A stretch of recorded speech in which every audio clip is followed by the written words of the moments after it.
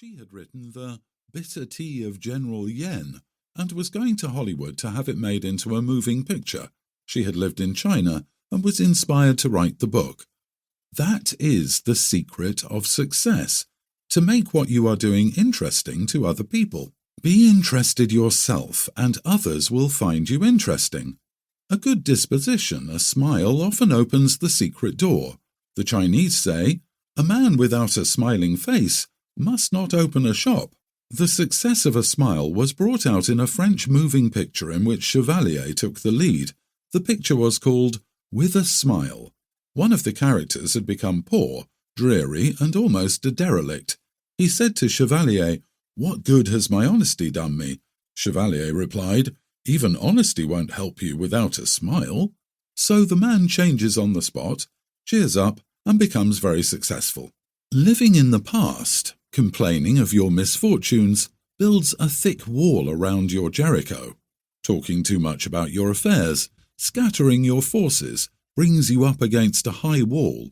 I knew a man of brains and ability who was a complete failure.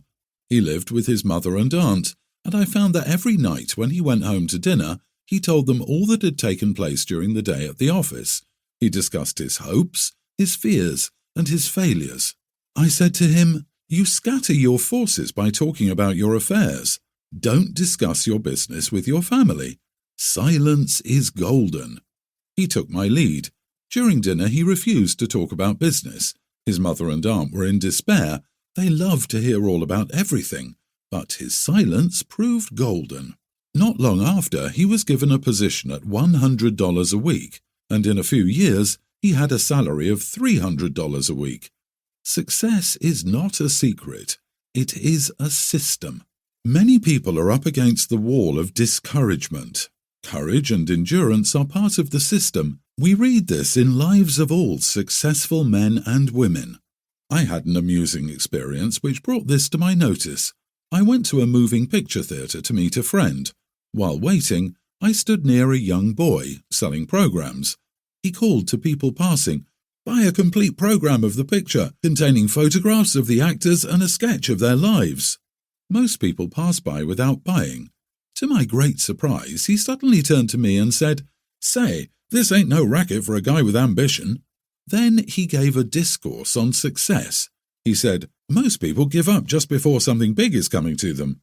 A successful man never gives up." Of course, I was interested and said, "I'll bring you a book the next time I come. It's called The Game of Life and How to Play It. You will agree with a lot of the ideas." A week or two later, I went back with the book. The girl at the ticket office said to him, "Let me read it, Eddie, while you're selling programs." The man who took tickets leaned over to see what it was about. The game of life always gets people's interest. I returned to the theatre in about 3 weeks. Eddie had gone. He had expanded into a new job that he liked. His wall of Jericho had crumbled. He had refused to be discouraged. Only twice is the word success mentioned in the Bible, both times in the book of Joshua. "Only be strong and very courageous to observe to do according to all the law which Moses, my servant, commanded thee. Turn not from it to the right nor to the left, that thou mayest have good success whithersoever thou goest. This book of the law shall not depart from thy mouth, but thou shalt meditate therein day and night, and thou mayest observe to do all that is written therein. For then shalt thou make thy way prosperous, and thou shalt have good success. Turn not to the right nor to the left." The road to success is a straight and narrow path. It is a road of loving absorption, of undivided attention. You attract the things you give a great deal of thought to.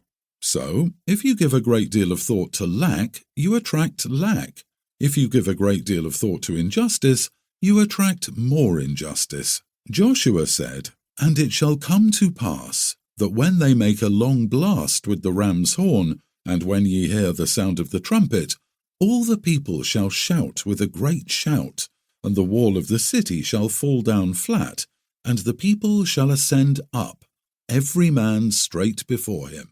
The inner meaning of this story is the power of the word, your word which dissolves obstacles and removes